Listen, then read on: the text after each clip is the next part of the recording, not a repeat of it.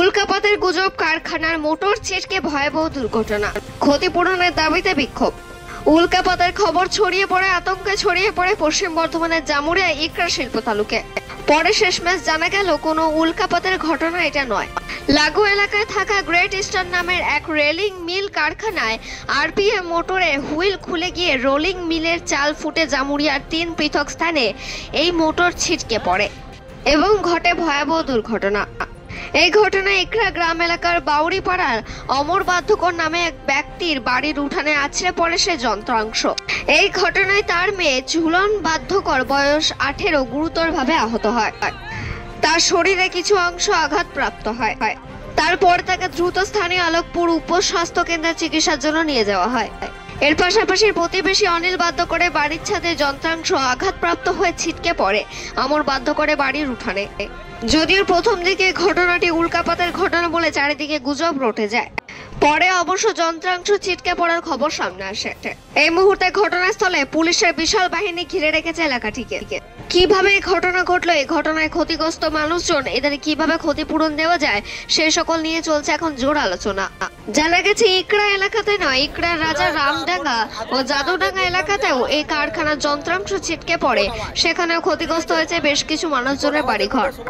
বর্তমানে পুলিশের উচ্চ পদস্থ আধিকারিকরা ঘটনাস্থলে পৌঁছে ঘটনা তদন্ত শুরু করেছেন। জামুরিয়া থেকে জিত মেসের রিপোর্ট নিউজে। কি দেখা যাচ্ছে এখন বোঝা মুশকিল আছে। সুড়ঙ্গ সব এখন ওই পজিশনে আছে। কি হতে পারে, এটা কি হতে পারে বোঝা মুশকিল আছে। এখন আমি কিছু বলতে পারবো না, আমি দেখিনি যেহেতু।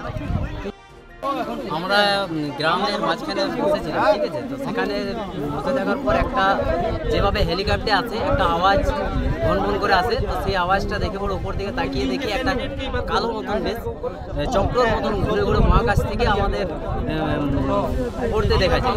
তো সেটা দেখে পরে আমরা দৌড়ে দৌড়ে আসি তার পেছনের মধ্যে দিয়ে। তারপর দেখতে পাই এই মাঠের মধ্যে একটা পড়ে আছে, সেখানে প্রায় 4 ফুট থেকে 5 ফুট গর্তের মধ্যে ভিতরে ঢুকে আছে।